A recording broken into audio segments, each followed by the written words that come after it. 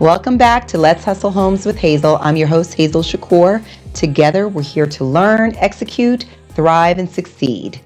Today is the day, y'all. We are going to learn from the GOAT, my GOAT, anyhow. He has been such a pivotal person in my life, both professionally and personally. He hired me onto Redfin as a partner agent years ago. And in fact, it'll be 10 years, May 18th, since I joined Redfin full time. And in all that time, Bryan has been my biggest cheerleader, therapist, and has just been an amazing manager. He doesn't manage me day to day anymore, but all of the skills I learned from him, including my leadership style and the way that I conduct myself in real estate, is all from him. You've been meeting some of my mentors, but I believe at this point, Bryan is the GOAT as far as that's concerned. The biggest thing he taught me, I'm going to share this little story with you because it really speaks to how I think about real estate. My job as a real estate agent is to give advice, to provide good, solid information to help people make a decision. But ultimately, it's their decision. I remember one day I walked into Bryan's office and I probably spent 10 minutes complaining about a client and why they weren't doing what I suggested that they do. And if they would only listen to me, things would be a lot smoother. And after I took a breath, Bryan chimed in, "Hazel, shut up and do your job," is what he told me. And he was right, because ultimately, it's not my job to assume what they should do with their money and time and valuable asset.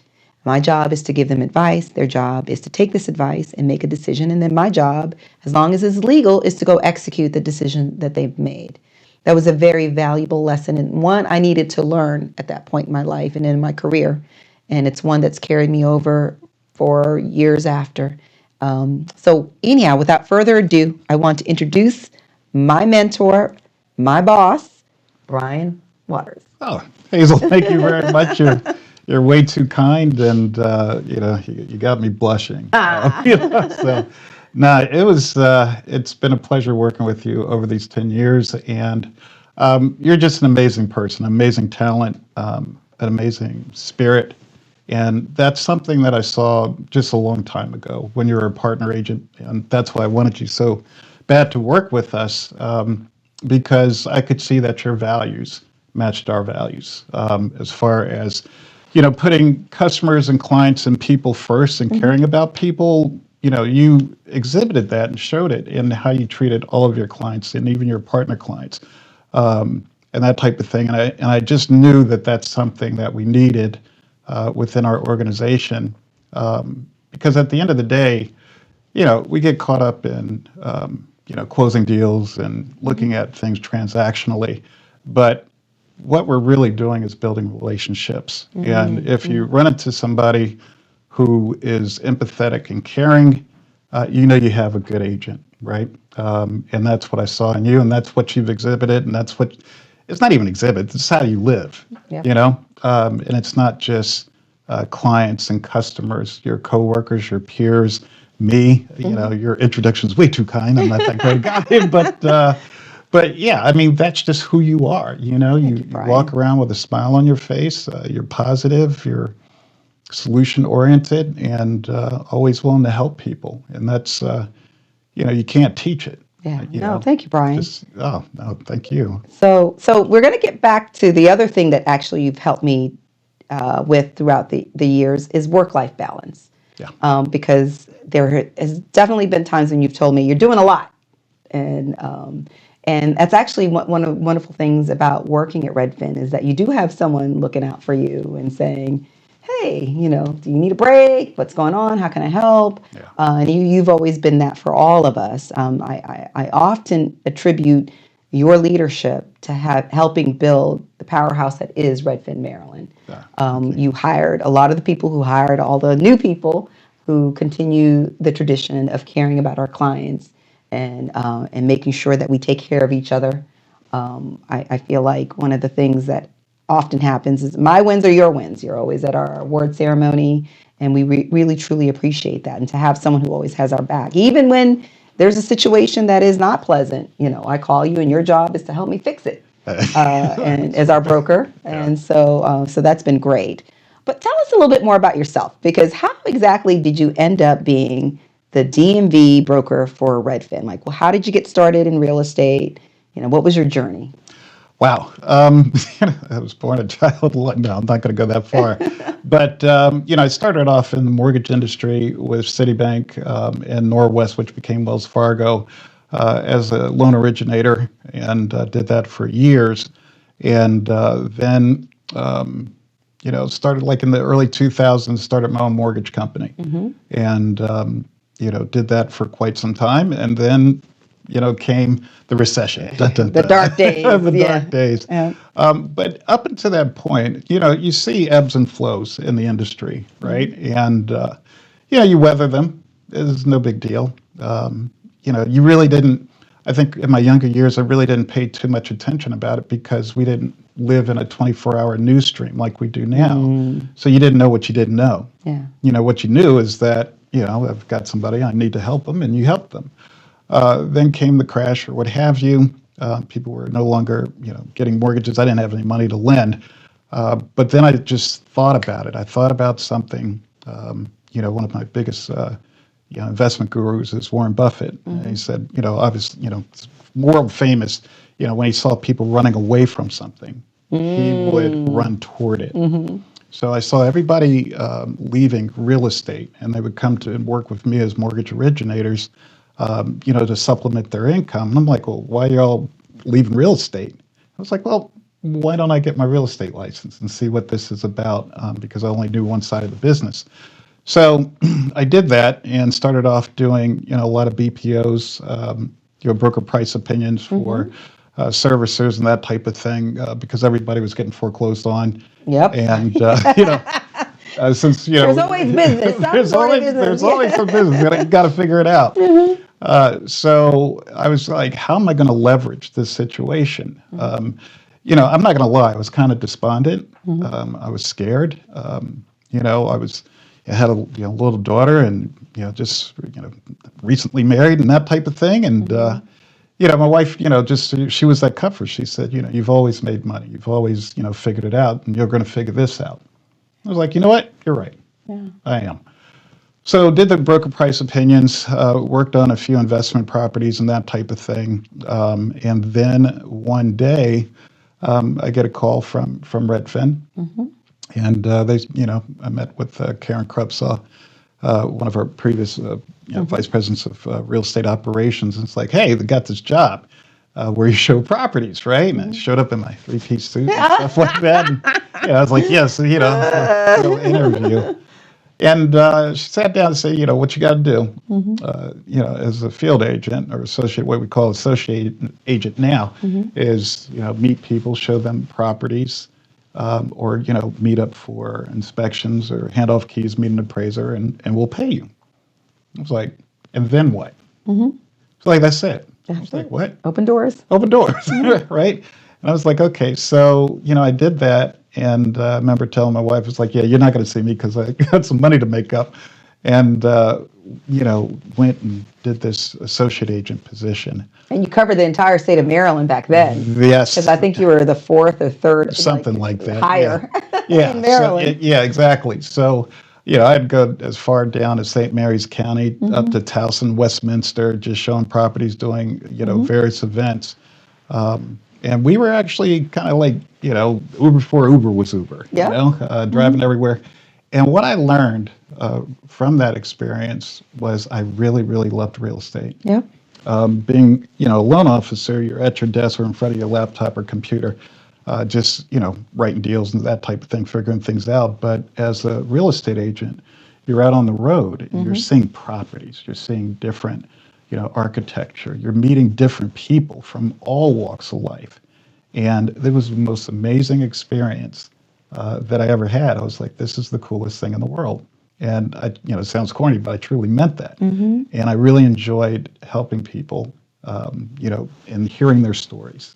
I think that was the most fulfilling thing for me, was hearing their stories, like where they're coming from, why are they moving, where are they moving from, and just different people, different cultures, different views of life, and it was just different vocations, and it was just really Yeah. cool. Yeah. Well, you're a people person, so Well, that's helpful. Yeah. Certainly, and people remember you, Bryan, because as you moved into management, yeah, many of us would get your past clients, and then we would meet them, and they're like, "Where's Bryan?" yeah, All right, tell Bryan I said hi. yeah, And so you've definitely left your mark not only on the agents that you've met and mentored throughout the years, but certainly the people that you help.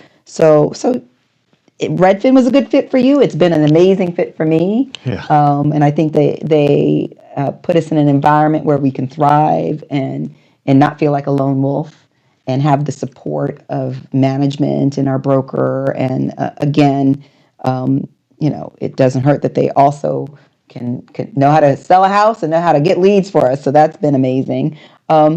Now, you've mentored a lot of people throughout the years. Tell me, what is the one characteristic that you think is important in terms of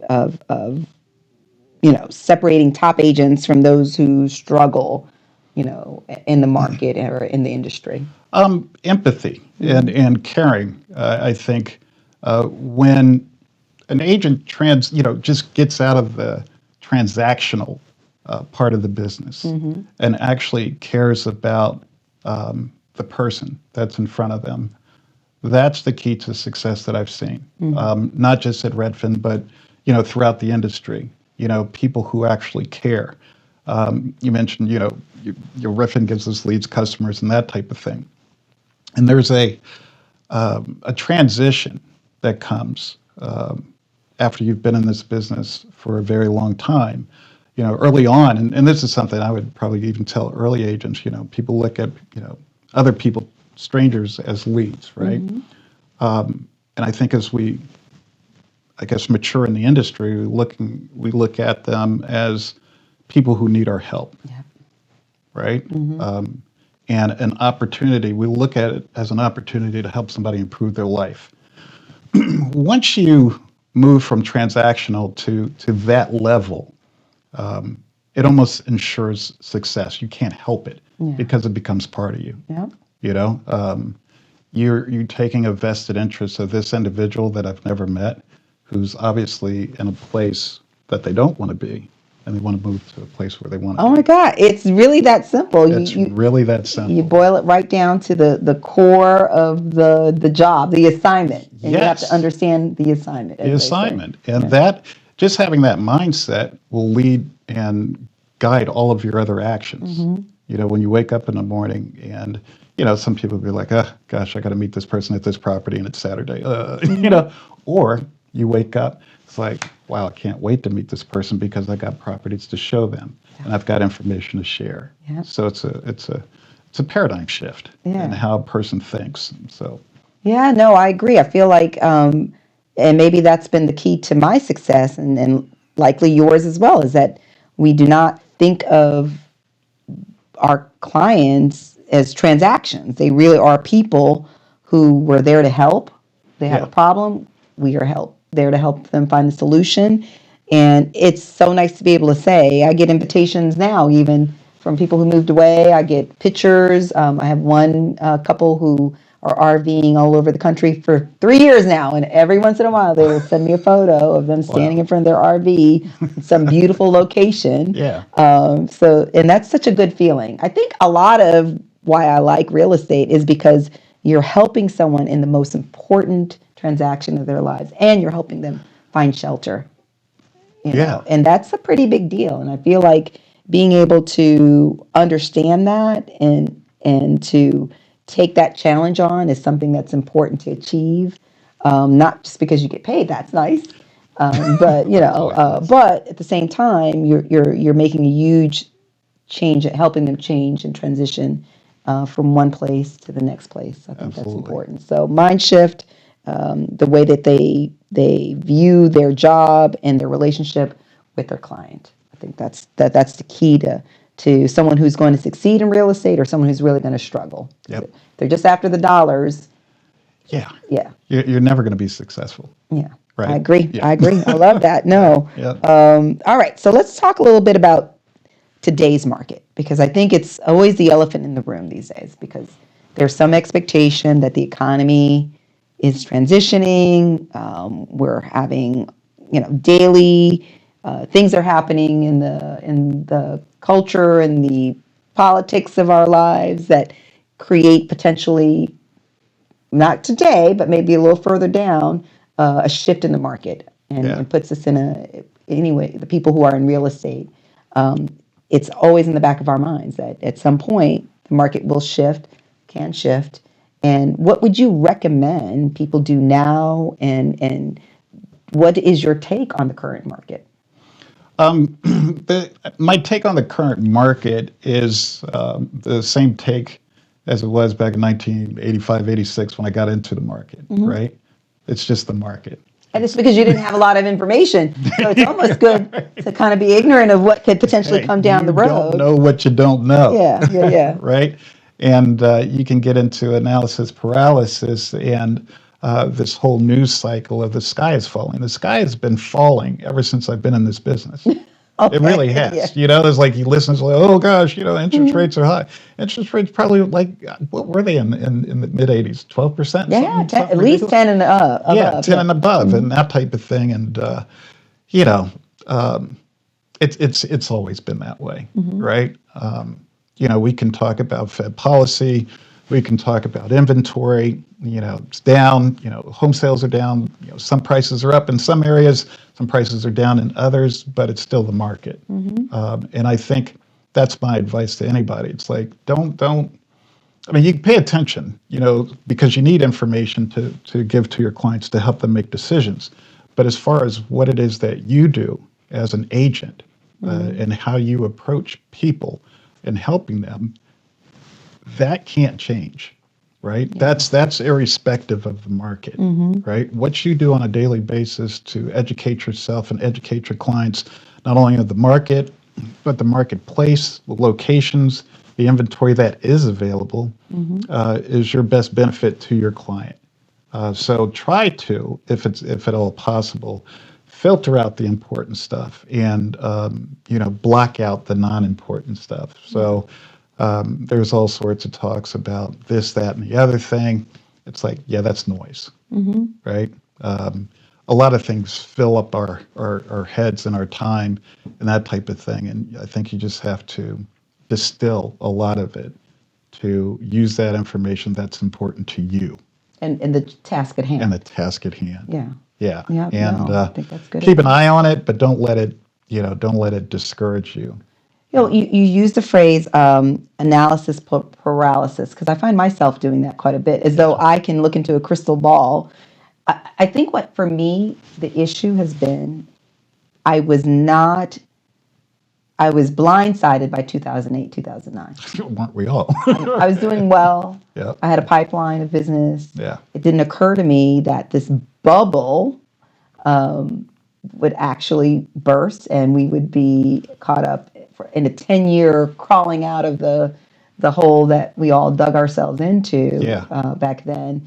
And so that is still in the back of my mind, and it's hard to get rid of it. And there are times when I am very concerned. Am I giving the right advice? Should I be, what should I be telling people right now? So what I would tell people, particularly buyers and sellers, never get too high or too low, right? During that time, and basically, my wife slapped me out of my stupor of shock because of the recession. It's like, dude, you're a good guy, you're a smart guy, you care about people. Go ahead and you'll be fine. And I was. That's something. I would just say, don't overextend yourself. And I think this is what it is, right? Live within your means. Yeah. Live within your means, whether you're a buyer or a seller, whether you're an agent. Live within your means, right? You don't have to have everything that's out there. Make common sense. I mean, you want what you want, and if you can get it, get it. But don't overextend yourself. I think once we're... this is a lesson learned. Once we get to a point where we think we've made it, like you said, back in, prior to 2008, you couldn't tell me a thing. But But yeah, it's like live within your means. I was within my means at the time, but then afterwards, you're no longer The within means your change. means. The Yeah, means things. change. But I kept a roof over my head, and kept my daughter and in school and stuff like that, and we made it through. Yeah. So Well, and yeah, I think you're a very even-tempered person, yeah, which I think that is, for me at least, you as a manager, that's what I needed because I tend to be bouncing off the walls and super excited about things and overly concerned probably on things that I have no control over. And I feel like that's what we get from you oftentimes. And every time something happens, I'm sure your phone rings because I know I'm calling you and saying, "What do you think? What do you think?" Even with big announcements related to our business, I call yeah. you and say, "Hey, what do you think?" And you do always give a very even tempered response and measure. You tell us to be measured in the way that we approach the problem that we think may or may not happen. And I think this is very same along the same lines, which is live within your means. That's what we should probably be if we're asked for our advice. Should I buy a home that's $200,000 more? Well, Right, I can't help you pay your mortgage. What do you think? right. Like Yeah, this is your house. it's your house. And I get a giggle every time I say that. I tell people I've got two kids in college Yeah. and we got to pay our own mortgage. So you have to be comfortable with the decision you make. I'm going to give you all the information that I have available to me. I cannot predict what's going to happen tomorrow. And then, you tell me what you'd like me to do. There you go. And for agents, and this is something that I'll never forget, is don't forget to continue doing what got you here. You and I have both reached a level of success prior to 2008.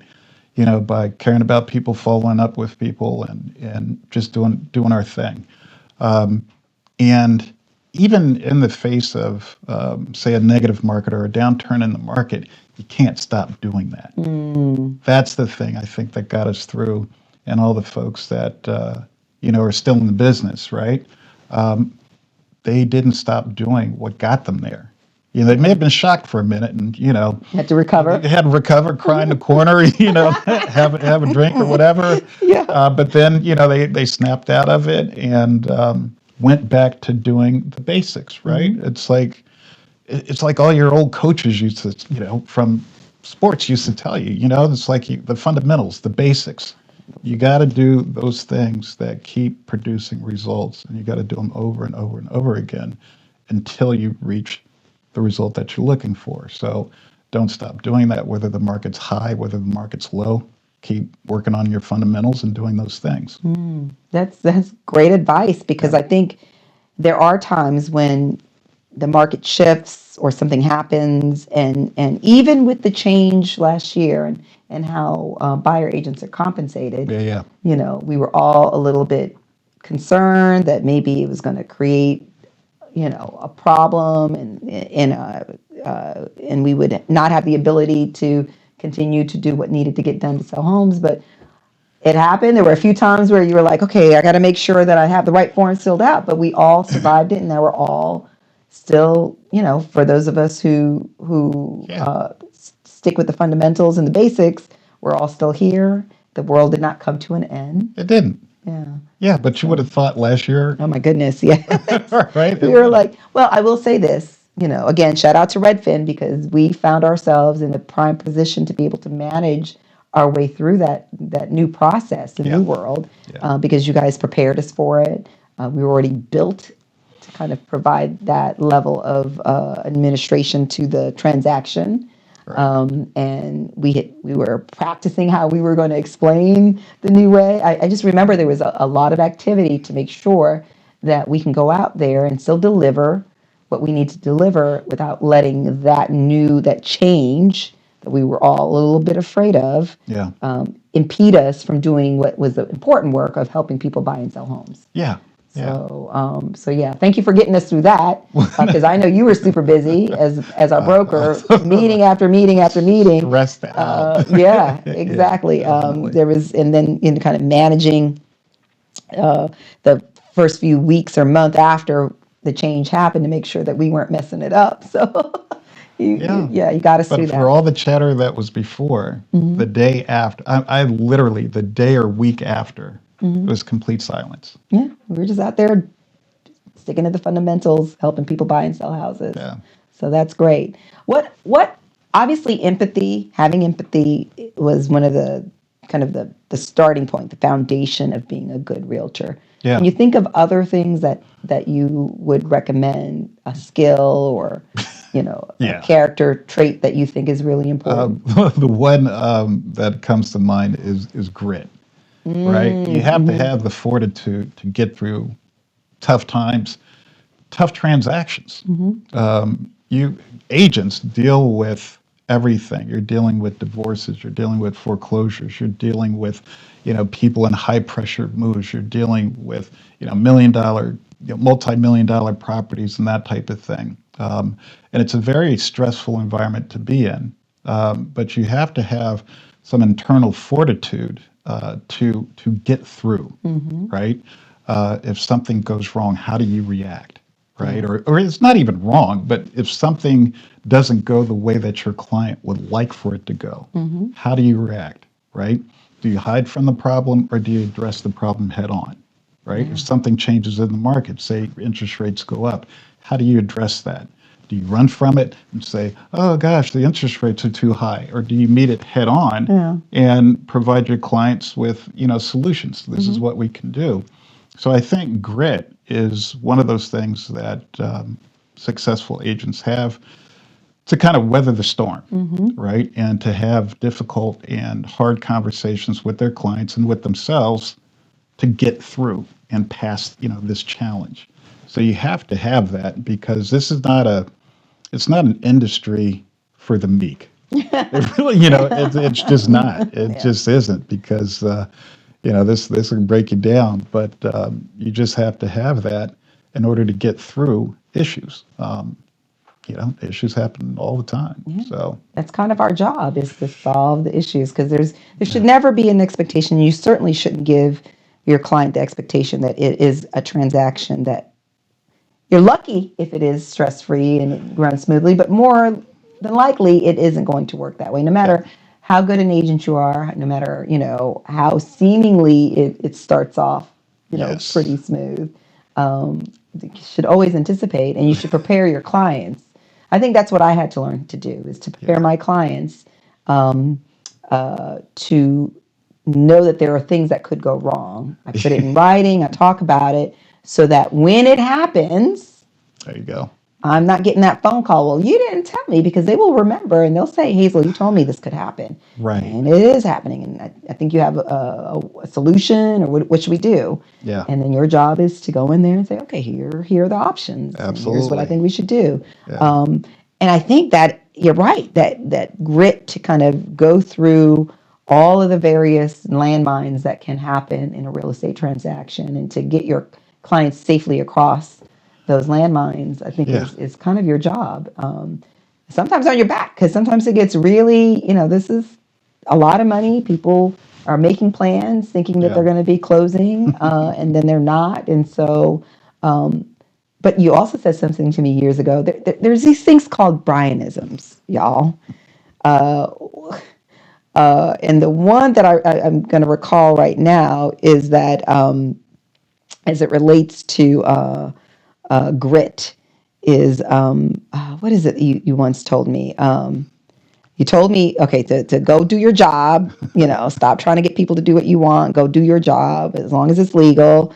You also told me no good deed goes Oh, unpunished. that's That's yeah, our favorite yeah. That's one, my favorite one. which Yes. is your job is to be a real estate agent. Yeah. Yeah. And then oftentimes you find yourself doing things outside of your core, skill set, Yep.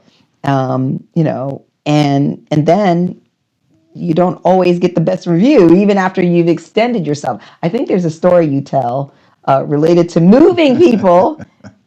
Tell us Yeah. that story, Bryan. So early on in my career, or what have you, remember I was representing a buyer, and this woman was having a hard time moving all of her stuff out of the property on the day of settlement. And, she said, well, I got my brother helping me. And I was like, okay, so she was moving. She was a little elderly. She was moving one piece at a time, right? Okay. And then I was like, okay, where's your brother? And he comes with the truck, and, you know, he's, moving at the same speed. It's elderly as well. It's just like, okay, this is not going to get done. So, pretty much dressed like I'm dressed right now. Took off my jacket and shirt and in there and my T-shirt. And I just started helping her move. And, must have been moving stuff for about, 4 or 5 hours, right? And in the heat, it was like July. So I'm doing all this, get all the stuff moved out, loaded up on the truck and everything. And, back then we reviewed every closing. You got a survey. Yeah.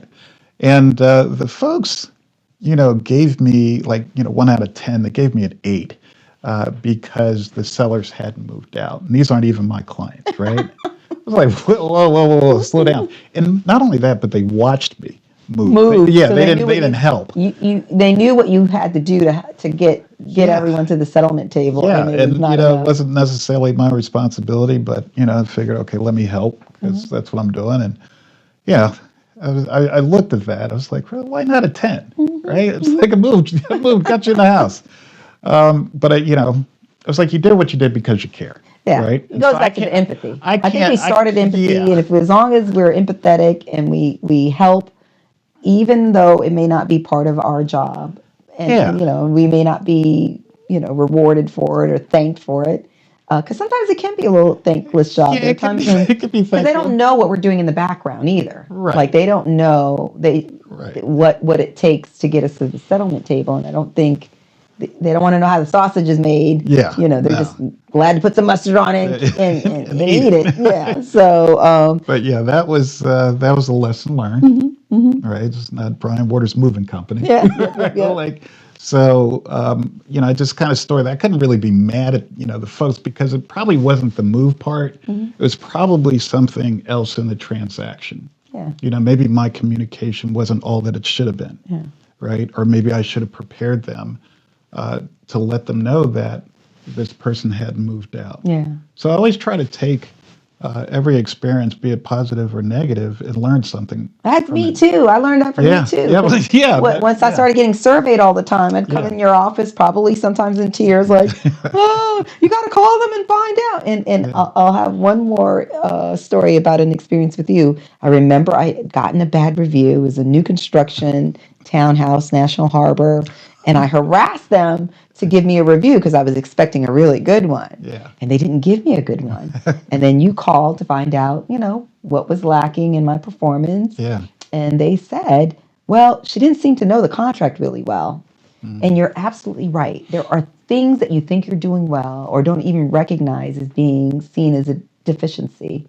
Like me not knowing the builder's contract is quite naturally going to be the case because they write their own contracts. It's not the template that we use here in Maryland for a resale. And so my saying, let me find out for you, I need to talk to the builder, was just me making sure I didn't give them misinformation. But because I never explained to them, hey, this is not a contract I'm familiar with. I'm not a lawyer, because that's the other thing you tell me. That's another, you are not a lawyer. Yes. Tell them to call their lawyer or their accountant. That's another Bryan-ism. Don't stay in your lane, is really what it boils down to. Absolutely. So yes, I remember that. And so thank you for finding that out, because interestingly enough, you identifying that as their concern allowed me to be a better agent, because I took it.